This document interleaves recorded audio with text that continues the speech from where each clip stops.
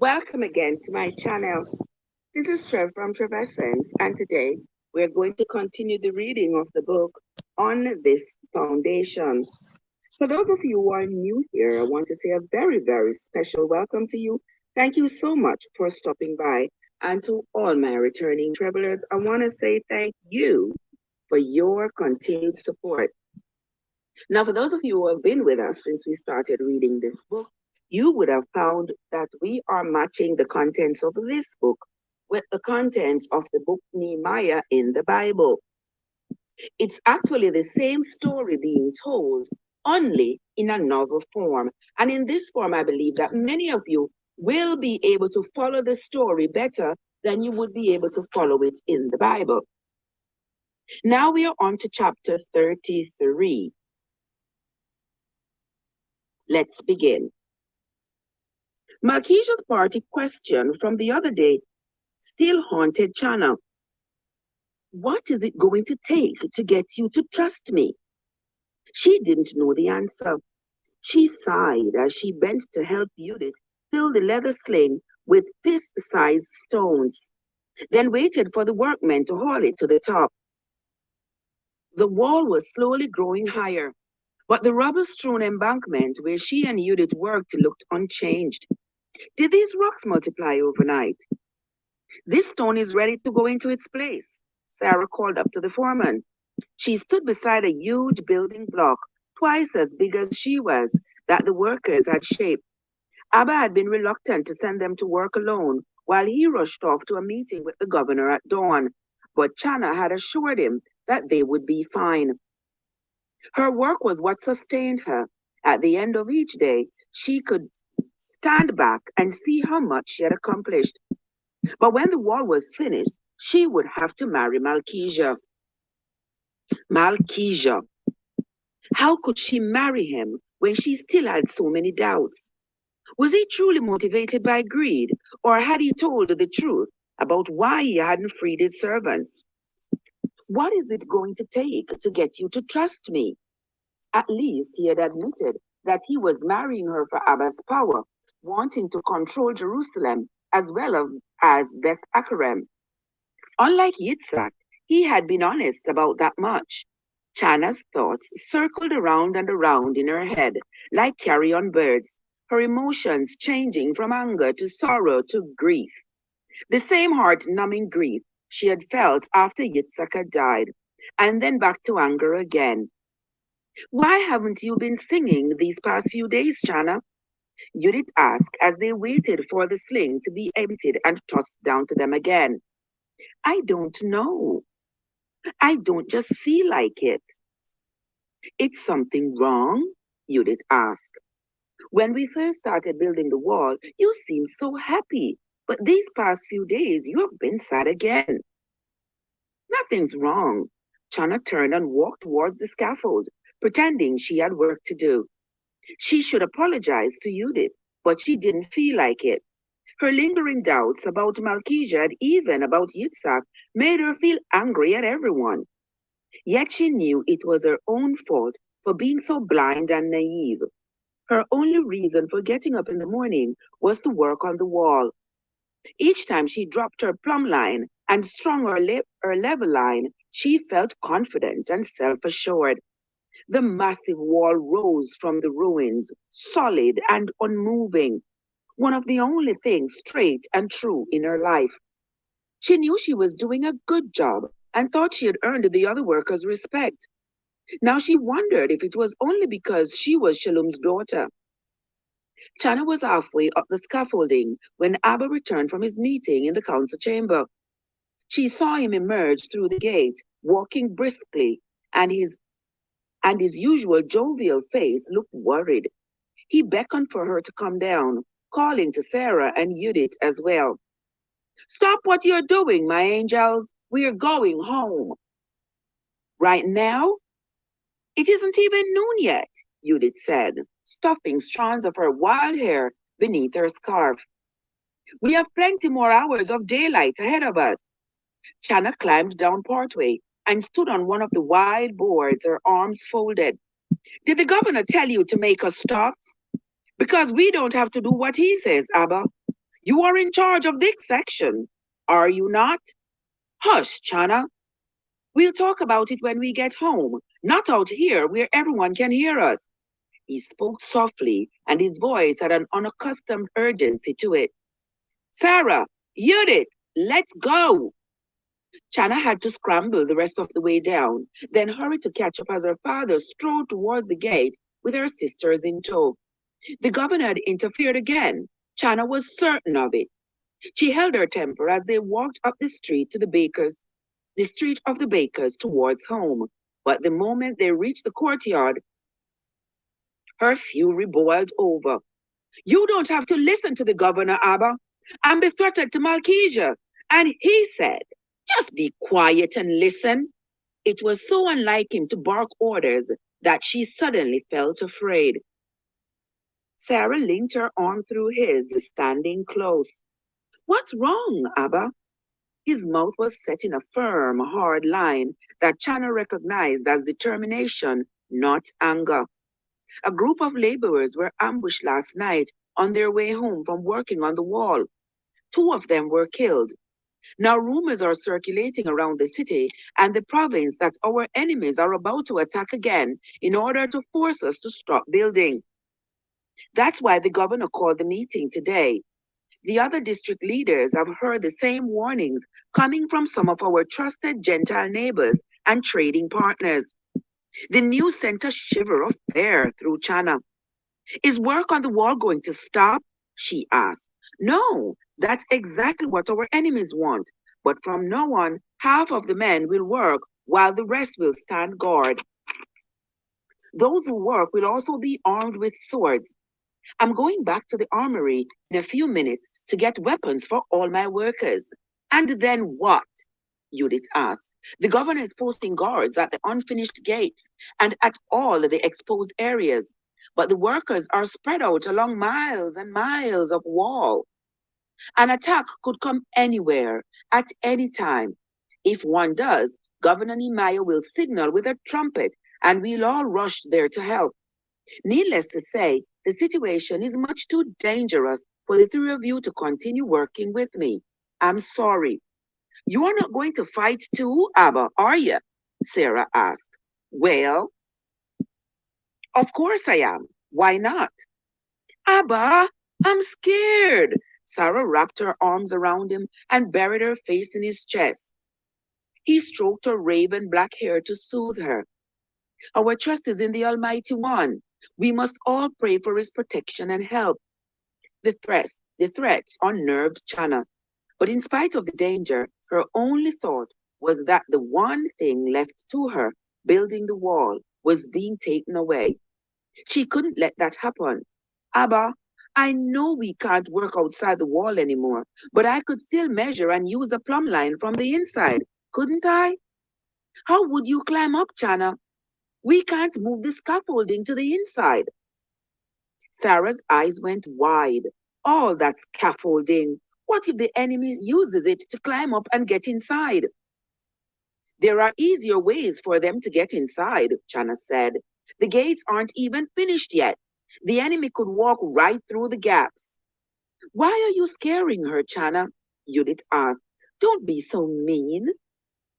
From now on, Abba said, you all will stay inside the house where it's safe until the danger has passed. Chana knew she shouldn't have frightened Sarah. Why was she taking out her frustration on the people she loved? After Abba left, she stood at the gate that led from her courtyard to the street, feeling trapped. Her life was no longer under her own control, but had it ever been? And what about her future? Would she feel this endless cycle of anger and grief for the rest of her life?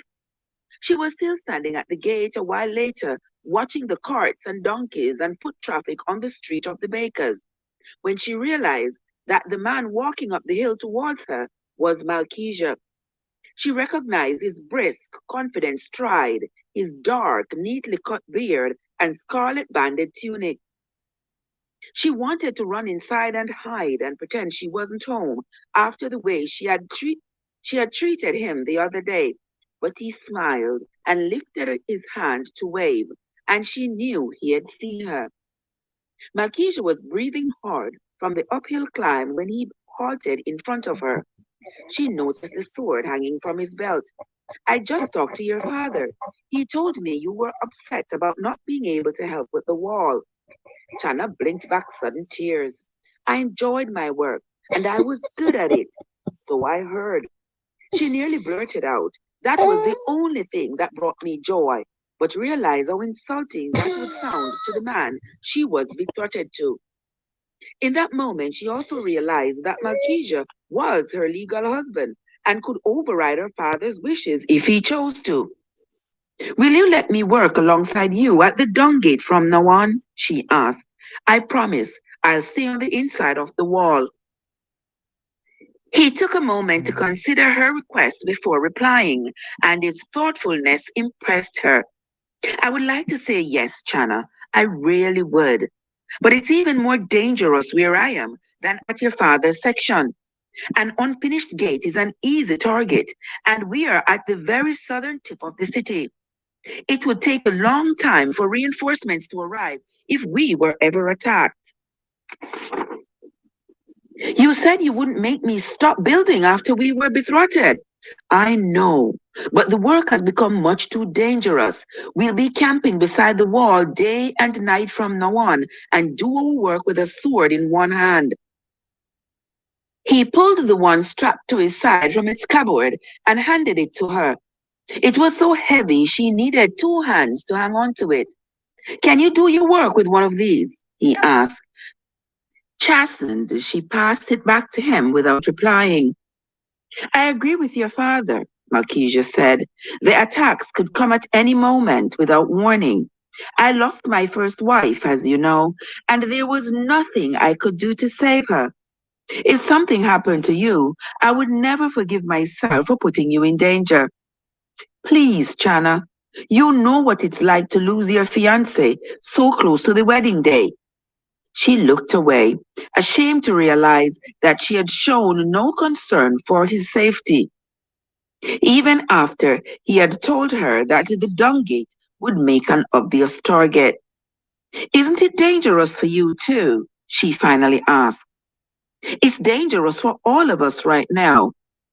He could be killed like Yitzhak had been. In spite of all her changing, conflicting, confusing feelings about Malkesia, Chana realized that she didn't want him to die. She was about to tell him so when he said, Listen, I didn't come here to talk to you about all of this. I wanted to see you because I was upset about the way things ended last night when we talked. There were issues between us that weren't resolved, and I'm concerned that you may have second thoughts about marrying me.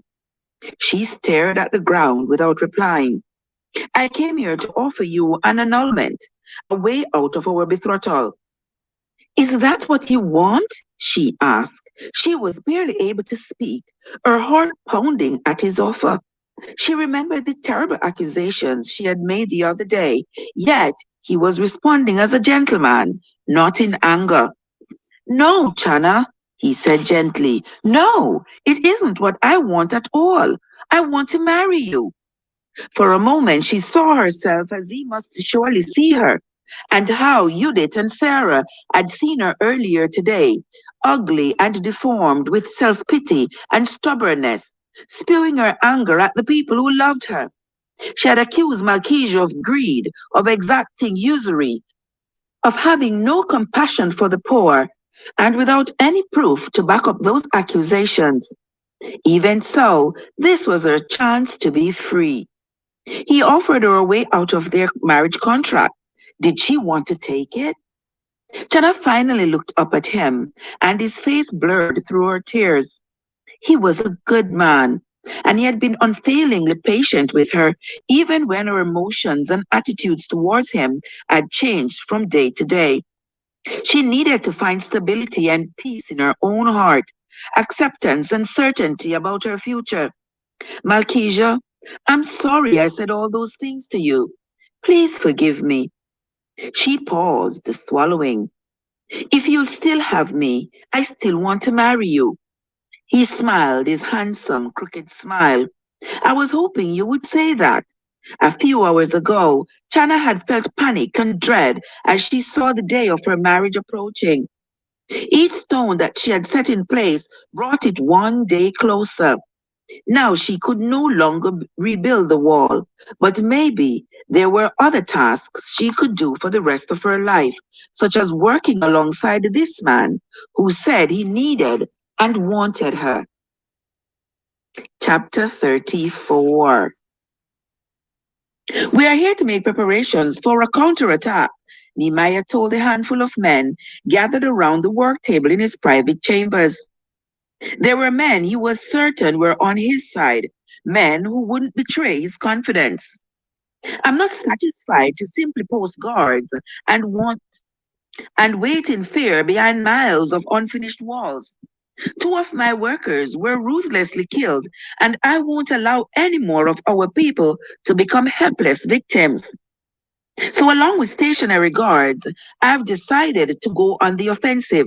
If we can figure out the most likely places for the next attacks to occur, we can send armed volunteers outside the city wall to take our enemies by surprise and confront them head on. I'll need men who are willing to fight for their brothers, their sons and daughters, their wives and homes. He saw nods of agreement all around the table as he spread out his map, anchoring the corners of the scroll with clay weights. I think most of you know Yehuda ben Aaron, a man who organized the defense of Jerusalem 28 years ago on the 13th of Adar. I've asked him to share his insights with us and the strategy he used to defend the city. Yehuda rose to his feet. He was nearly 70 now, but still hearty and vigorous, with receding white hair and a sturdy build. He gazed at the men around the table with piercing gray eyes that seemed to miss nothing.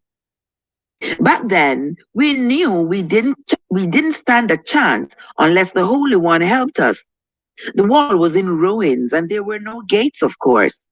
We couldn't possibly defend all of the many breaches, so we decided to think like our enemies and figure out where they were most likely to attack. And you should do the same. Nehemiah, let's put ourselves in their place and imagine which strategy they would use. Remember, their aim is to instill fear and halt construction, not to conquer the city and plunder it like on the 13th of Adar. He saw nods of agreement from the men around the table. Back then, Yehuda continued, pointing to the parchment map, we guessed that the enemy wouldn't approach the city from the east. The ridge is too steep on that side, and they would risk being seen as they crossed the Kidron Valley or marched up the steep slope. I agree, Nehemiah said. I'm also posting fewer guards on that side. They are able to see for a considerable distance from that height and can sound the alarm if an attack does come. The northern approach by the temple has always been our most vulnerable one, Yehuda said. We concentrated our forces there on the 13th of Adar, knowing that our enemy was motivated by greed. They hoped for easy gain by plundering the temple treasuries. And while we keep reading about the 13th of Adar, let's just take a moment to find out what the 13th of Adar means to the Jews. On the 13th of Adar, the fast of Esther is observed in commemoration of the fast observed by Mordecai and Esther and all Israel. On that very day, the enemies of the Jews had planned to subjugate and destroy them. The opposite, however, occurred, and the Jews ruled over their enemies. The practice of fasting was observed by the people of Israel whenever they were faced by wars. And so here they are being faced with an impending war between them and the Gentiles, because the Gentiles do not want this wall to be rebuilt. So let us continue the reading. That's where this threat is different, Nehemiah said. Sanballat and our other enemies want power, not gold. I doubt they would risk the Almighty One's wrath by attacking his temple. Besides, Sanballat has connections by marriage with the high priest and wouldn't want to jeopardize that. Even so, the Levite guards are preparing to defend the temple gates on the northern side. Our builders have made enough progress on one of the towers for it to serve as a useful lookout post. Yehuda nodded and looked at the map again, tracing his finger down the long stretch of wall on the western side. This approach was our secondary concern. The wall was so broken down with so many gaps that we knew the enemy could easily slip through them. Not only that, but the ruined houses and buildings in the deserted Mishme provided plenty of cover for a sneak attack. We were forced to spread out a good portion of our forces on that side of the city. On the 13th of Adar, we stationed the men by families, knowing they would fight harder to protect their flesh and blood. Good idea. I'll follow your plan, Nehemiah said. He glanced at his brothers, but already knew he had no intentions of putting either of them in danger or allowing them to fight alongside him. Fortunately for us, there are fewer gaps in the western wall now. But you are right, Yehuda. The Mishme still provides plenty of cover for a sneak attack, especially at night. And that's what they're after, a surprise attack and a quick retreat. They hope to kill a few more of us and terrify everyone else into quitting. If they can distract us from building and force us to exhaust all our manpower defending the city, construction will stop. Let's prepare for an assault on the western side of the city and concentrate our forces at the Fish Gate, the Yehana Gate, and the Valley Gate. Very wise, Yehuda said. I agree with that decision. Now that still leaves the possibility of an approach from the south at the Dung Gate. The land drops off steeply to the Hinnon Valley, but on the 13th of Adar, we decided to send some of our forces down there just in case. We were glad we did. The Dung Gate is your territory, Malkijah, Nehemiah said. I'll let you prepare however you think best for an enemy strike. He considered him a shrewd, trustworthy ally. Malkijah nodded. Thank you, Governor. My workers and I have already put a few measures into place. Nehemiah stood and took a step back from the table, too restless to remain seated like the other men. I refuse to sit behind the wall and wait to be surprised. I intend to send small counterforces out at night along each of the main routes. We'll set up ambushes on high ground overlooking the path that the enemy might use for a surprise attack. How long can you keep that up? Ephraim asked. Who knows when they'll come? True, he told his brother. But as it happens, 2 nights from now, there won't be a moon. That's when I would attack if I were your enemy. I'm looking for volunteers from this group to command each of these counterforces. The number of men who quickly volunteered buoyed Nehemiah's spirits. He appointed a commander to cover each possible attack route, then said, I'll take charge of the approach to the Valley Gate myself. The rest of you have your men find a high place where they can keep watch and stay under cover. When you see the enemy approaching, come out of hiding and fight. They are counting on the element of surprise, so let's surprise them instead. But don't give chase if they retreat unless you are certain you aren't outnumbered. He dismissed them to gather their men, adding, make sure you only recruit volunteers. Those who are too afraid to fight are better off standing guard behind the walls. As soon as the men left, Ephraim grabbed Nehemiah's arm from behind and swung him around to face him. Hey, why didn't you appoint us to be your commanders? You can't protect us all your lives, Anani said, moving in from the other side. We aren't children. We want to fight with you. The thought of his brothers facing a band of armed men in the dead of night turned Nehemiah's stomach. His instinct to protect them was still as strong as it had been on the night their parents had been murdered. You are scribes, not soldiers. And neither are any of those men, Ephraim shouted. They were furious with him. Nehemiah needed to calm them down. Listen, listen. You are my two right-hand men. I need you to help me lead the people, and I won't put you in danger. Ephraim interrupted with a scornful huff. And yet you are fighting, and you are the governor. That makes no sense. What if you die? Or are you somehow immortal now? Nehemiah couldn't explain his irrational need to confuse his enemies. He had to fight, even if it didn't make sense.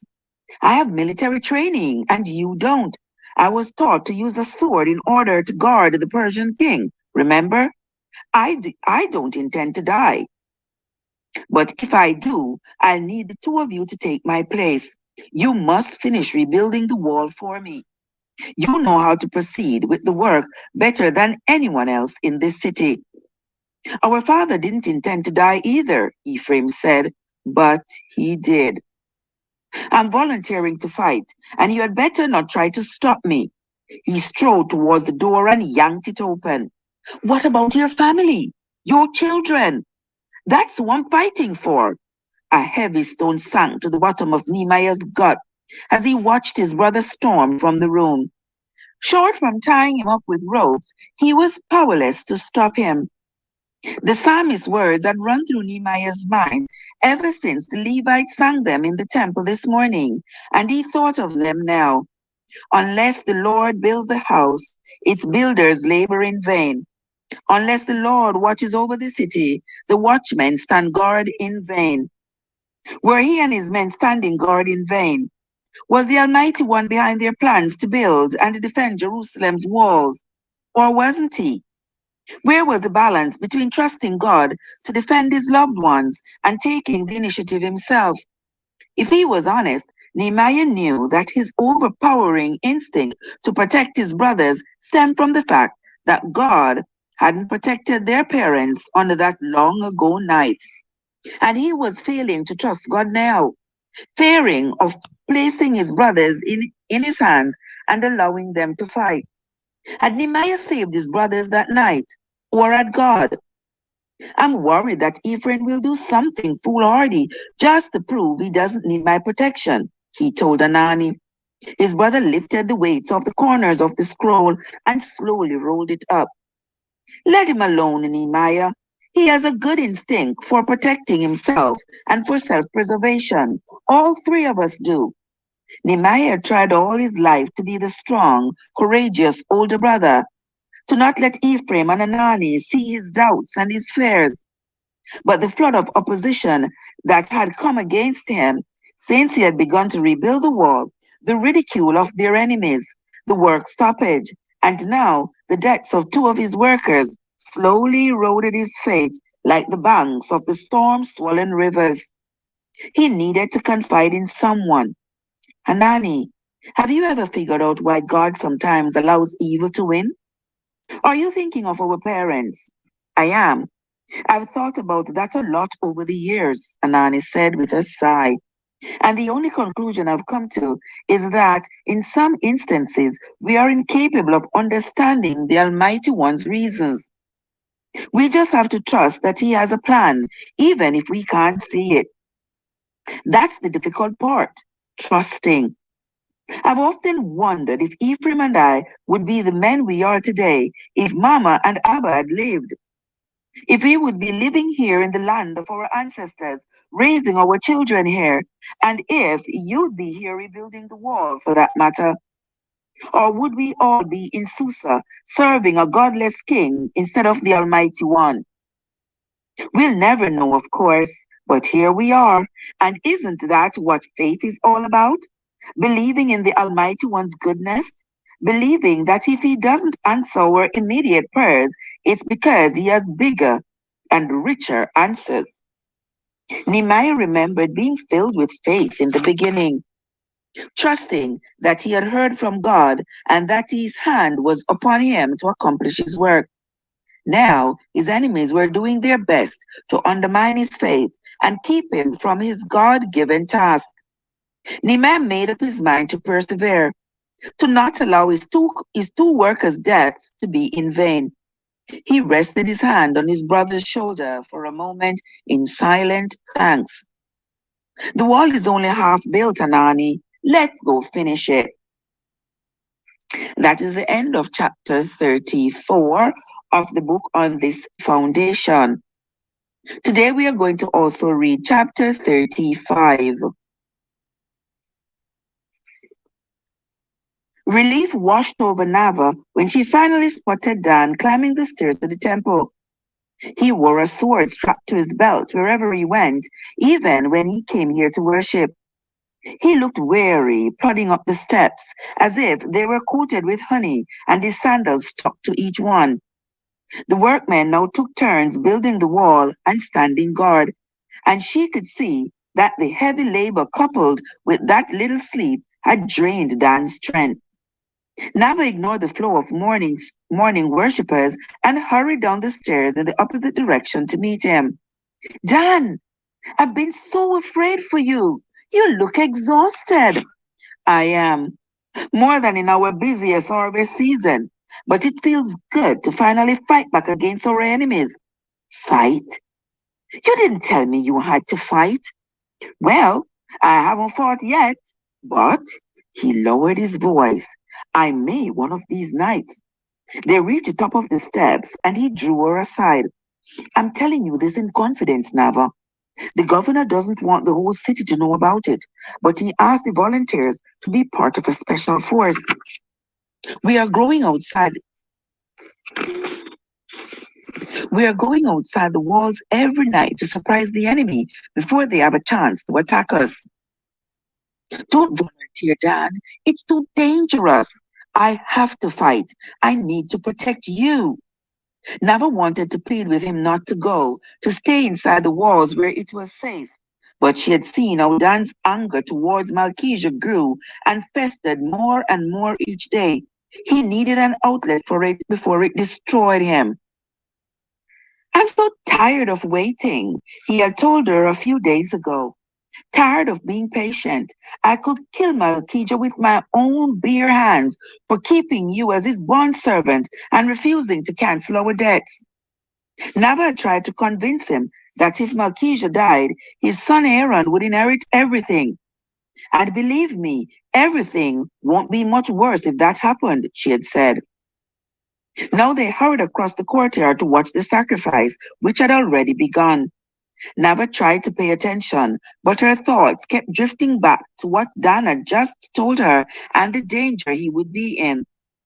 When it was time for prayer, Governor Nehemiah reminded the people of the task they needed to accomplish. He also reminded them of the need to ask the Almighty One for his help against their enemies.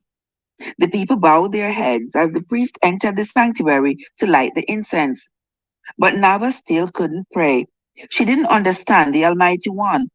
Her family had prayed for rain for 2 long years, and it had never come. God could have set her free when her other wealthy landowners had shown mercy, but he hadn't softened her master's heart. She was still a bond servant. Was the only one angry with her? If so, she didn't understand why. Her faith had become as dry and lifeless as her father's drought-stricken land, her heart an empty well, where there was no more hope to draw from. The only comfort she found was in having Dan beside her every day, lanky and sun-browned and strong. At least they could be together for a few minutes each morning in the temple courtyard. They said goodbye in their usual parting place, and that afternoon Nava helped prepare dinner for Malkesia and a guest. Her master had been on the guard duty at the dung gate for 2 full days and hadn't returned home to eat or sleep during that time. She noticed dark hollows between his eyes, and as she carried platters of food and serving dishes in and out of the dining area, and set them on the table in front of him. But she felt no pity for him, her anger seething like a brew of bitter herbs. Let's not waste time on small talk, Malkesia told her guest. I need to return to my duties at the gate. Tell me why you asked to see me. His abrupt manner surprised Nava. Her master was usually a smiling, gracious host. The stranger seated across from him didn't seem perturbed by his rudeness. Very well. It has come to my attention that you didn't take the vow along with the other leaders to cancel your debtors' mortgages or free your bondservants. Nava went still, a flush of anger rising to her face at his words. She was supposed to return to the kitchen after setting bowls of olives and figs on the table, but she lingered outside the doorway, listening. If you have come to accuse me of greed and cold-heartedness, I've heard it all before, Malkesia said angrily.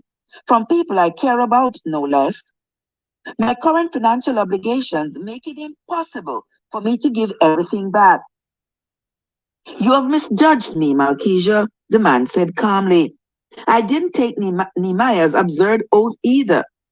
Silence. Then Malkesia said, my mistake. Please forgive me. You are not alone, you know. There are more of us than you who refuse to be swayed by our governor's political maneuverings. And we have taken a different kind of oath. Go on. The man chuckled. I need to know where your loyalties are first. I understand. I understand you not only serve on Nehemiah's council, but you are part of his inner circle, one of his military commanders. That's true, I am. Which is why I need to cut this dinner short tonight and return to my post. Does the governor know you didn't take his oath to free your servants or cancel their debts? Never strained to hear his reply. Maybe the governor would intervene if he learned the truth from Malkesia. I haven't told him, Malkesia replied. If he heard it from someone else, he hasn't spoken to me about it either. As far as I'm concerned, it's none of his business, and I would tell him that to his face. He has no idea what it takes to run an estate like mine. I'm not sure Nehemiah knows much at all about life here in our province. I follow the Torah to the letter of the law, Malkesia said heatedly. I don't charge interest on my loans, and I give food and loans to all the farmers in my district who are in need. Nehemiah has no authority to compel me to cancel all the debts that are owed to me or to free my bondservants. It's impossible for me to do any of those things without putting my own interests at risk. Nava's anger was building along with her master's. She risked a peek around the doorway and saw him leaning forward to face his guest, his face flushed. She quickly turned back and flattened herself against the wall where he couldn't see her. If he or the housekeeper caught her eavesdropping, she would be in big trouble. But Nava didn't care. She wanted to hear his stingy, cold-hearted excuses for herself. Oh, I understand what you're saying, Malkesia, his guest replied. I understand completely. I didn't take the governor's vow for the very same reasons, and I know several other men, members of the nobility, who are in the same situation we are. You aren't alone. That's good to know. Nava heard the soft clinging of tableware as she waited. She was about to return to the kitchen when Malkesia's guest said, there is a group of noblemen who have decided to band together to stop the governor and oppose his ridiculous demands. He thought you might be interested in joining us. And if there are other men you know of who feel the same way that we do, perhaps, such as your future father-in-law, we are hoping you'll use your influence to sway them to our side. Shalom is a powerful man here in Jerusalem and could be of great help to our cause. Who else is part of this group? Ah, the man said. That's where the oath I mentioned comes in. We need assurances that if we take you into our confidence, we wouldn't be betrayed. And I need to know who and what I'm swearing to before I'll give you my word. The room was silent. Nava risked another peek. Both men sat forward in their seats, staring at each other.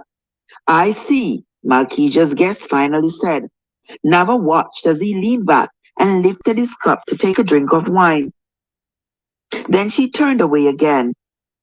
She shouldn't stay here and listen a moment longer.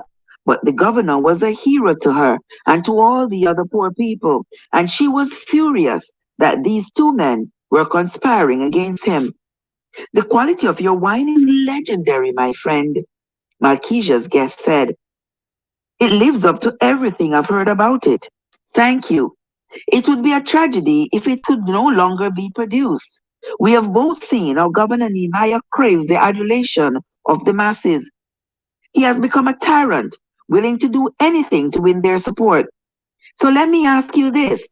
What would happen to you and to your vineyard if the governor turned his request into law? If he demanded that you free all your bond servants? Wouldn't you want a powerful group of nobles and fellow landowners on your side to fight his tyranny? Men who could successfully oppose him?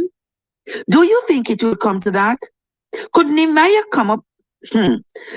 Could Nehemiah compel us to obey him? Of course he could. He's the governor. He has the backing of a godless Persian king. He could compel us to do anything he wants. There was another long silence before the guest spoke again. The man I represent have transferred our allegiances to a proven leader, a man who knows this province and our people and our financial obligations very well. We have been in constant communication with him ever since Nehemiah arrived.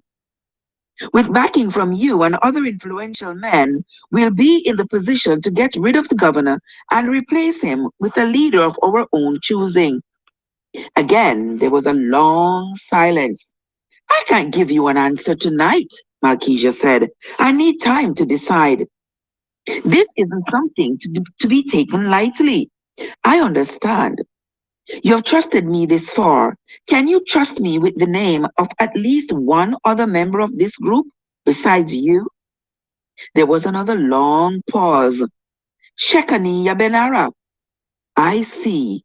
Powerful indeed. My estate is nothing compared to his.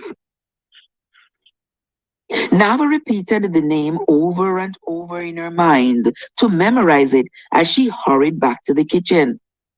Shekaniah Ben Ara, Shekaniah Ben Hara, Shekaniah Ben Hara, she said over and over again. She had been gone much too long as it was. She still didn't know the guest's name, but she had heard enough of the conversation to understand that Governor Nehemiah needed to be warned about what the men had discussed. She greatly admired the governor for helping the poor, and she resented selfish, rich men like her master and his guests more than ever. She waited for Dan at the temple the next morning, eager to tell him everything she had heard. But he wasn't standing in their usual meeting place at the top of the stairs when she arrived. Nava stayed there instead of moving into the courtyard with the other worshippers, and her fear for his safety began to flare and spread like grass fire. If something happened to him, how would she ever know? They might tell his family in Beth Hakerem, but now, how would she get the news? When the sacrifice ended and the flow of worshippers began streaming towards her, Nava was still waiting, staring down towards the Mishneh where Dan stood guard, heartsick with fear. Nava, do you have a moment to talk? She turned at the sound of her name. It was her master's fiancée, her new mistress, standing beside her. Yes, miss, of course. I'll catch up with you, Chana told the other women who were with her. She and Nava stepped to one side. I wanted to tell you that I spoke with Malkijah about not setting you free. He explained to me that it was impossible to do so right now. And you believe him? Anger and fear made Nava bold. She had nothing more to lose. Chana blinked in surprise. I have no choice but to believe him. I don't know how to run an estate as large as this. I'm so sorry I couldn't be of more help to you. He isn't the man you think he is. What do you mean? Last night I served dinner to him and a guest. This guest said there was a group of rich men and nobles who haven't taken the governor's oath, and he asked Master Malchijah to join their conspiracy to oppose the governor. They called Nehemiah a tyrant and said they have chosen someone else to replace him as governor. Chanat looked taken aback. Are you certain you heard correctly? Yes, I'm waiting here for Dan so we can warn Governor Nehemiah. And she stopped, realizing what she had just done. In spewing out her bitterness towards Malchijah, she had confessed to his fiancée that she had been eavesdropping. Worse, if Chana was on Malchijah's side, she would probably warn him and the other men that their plot was no longer a secret. They would do everything they could to stop Nava from betraying them. As panic swelled, she wanted to run and disappear, but the stairs were jammed with people. Do you know who Malchijah's guest was? Chana asked. Nava shook her head. She wished she had never opened her mouth. I need to go. No, no, wait. Chana stood in Nava's way, preventing her from leaving. You must be wondering whether or not you can trust me. I understand. To be honest, I'm also having trouble deciding who I can trust.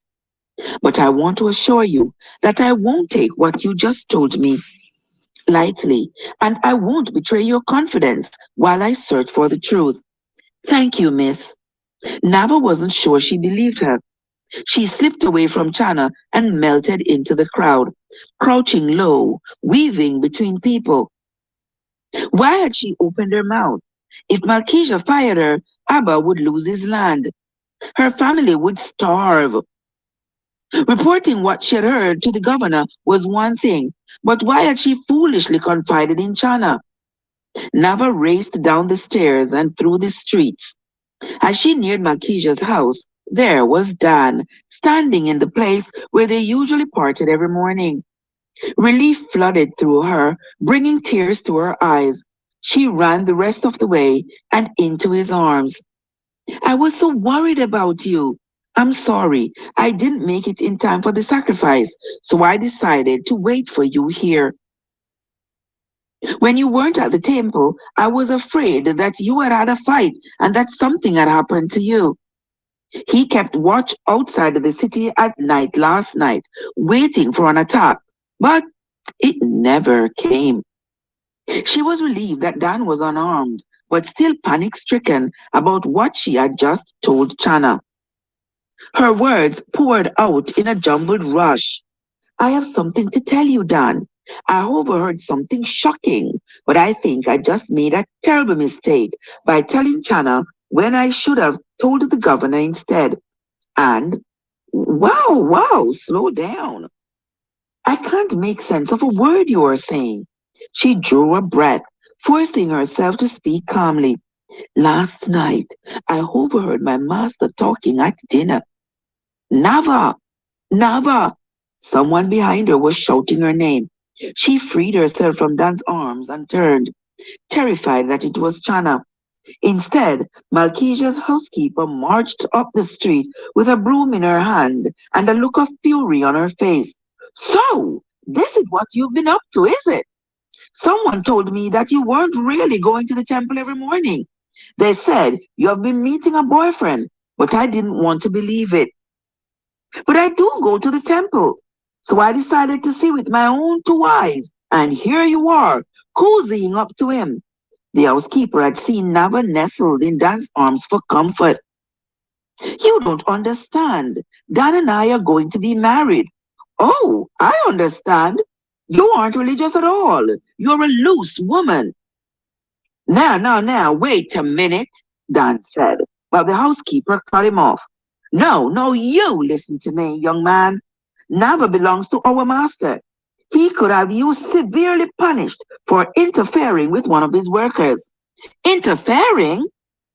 You know what I mean. And if Nava has your child while she is still a bond servant, that child will belong to her master as well. What? Dan looked stunned, as if the housekeeper had struck him in the head with a broom. There is no child, Nava protested. We haven't Enough of your lies. She gripped Nava's arms and dragged her towards the house. Let go of me! Let go of her! Dan shouted. The housekeeper shook her broom at him like a weapon. You stay away from her! By the time they reached Malcasia's door, Nava's arm felt bruised from being yanked against her will. It's my job to protect your virtue, Nava. That's why I'm sending you back to Beth Akarem. No! Please! Please! I promise I won't see Dan anymore. I won't even leave the house. But please, please, don't send me back there. My mind's made up, so you can stop your blubbering. You betrayed my trust when you told me you were going to the sacrifices. You won't get a second chance from me. Nava caught a final glimpse of Dan still standing in the street before the housekeeper pulled her through the door and slammed it shut behind them. Wow. This is the end of chapter 35. When we come back tomorrow, we will continue the reading of On This Foundation at chapter 36. We are yet to find out if Nava and Dan will tell Nehemiah what they heard. And I am anxious to know who that man was who was at the table. I don't know if it was Raphael. Remember, Raphael is Yitzhak's father? I'm wondering if it's him, because he's a councilman as well. So his name came up in my mind, and I'm thinking, wonder, maybe it is him, because remember, he is Yitzhak's father, and Yitzhak was the guy who was engaged to Chana before he was killed. And I'm thinking of other people, but only him is coming to my mind. So we're not going to ponder over it while we don't know. We will wait until we read the rest of the chapters and find out who it was that came to Malchisia's house to hatch a plan about overthrowing Nehemiah. Guys, that is the end of today's reading. That's going to be it from me for now. Until next time, this is Trev from Trevessence, where your journey matters. Have yourselves a great day, everybody.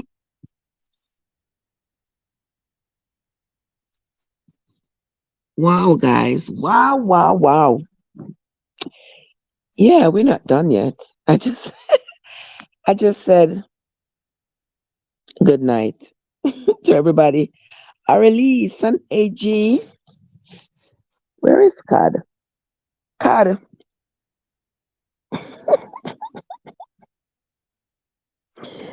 Trina, what's up? How are you doing, my love? And Truck Life. Relax and Enjoy by Vanessa. That's somebody new. How are you doing, my love? Jojo, what's up? How is everybody doing? Hope everybody's having a great night. Well, it is already Thursday and already bedtime. So you all have yourselves a great night, everybody. In the next 5 hours, we'll be reading the next 3 chapters of the book On This Foundation. All right, guys, hope you all enjoyed the reading as much as I enjoyed bringing it to you. That's going to be it for tonight, my friends. We will talk later today. Have yourselves a great night, everybody.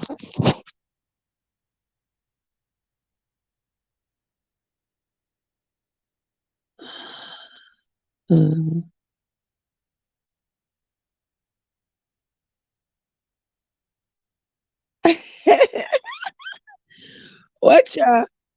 Them say me not going yet. I was gonna go, Yes, ma'am, I was gonna go. But it's the same question you asked me. So early says, oh, you are not going yet. Trina, what's up? Oh my gosh. Oh my Trina, what's up? What are you doing, my love? Trina, long time me in a talk, What's going on? Everything good? What I mean by if I that's it for tonight? Yeah. Unless it's at 12:30 at night. I mean, and by 4 o'clock I shall be up, ready to roll the day along. So, chuck out, man, just hold the corners now. Let me go sleep in peace.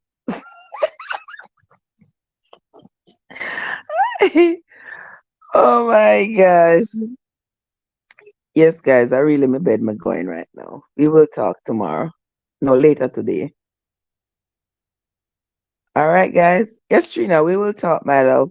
Night, night, or Elise. All right, God, good night.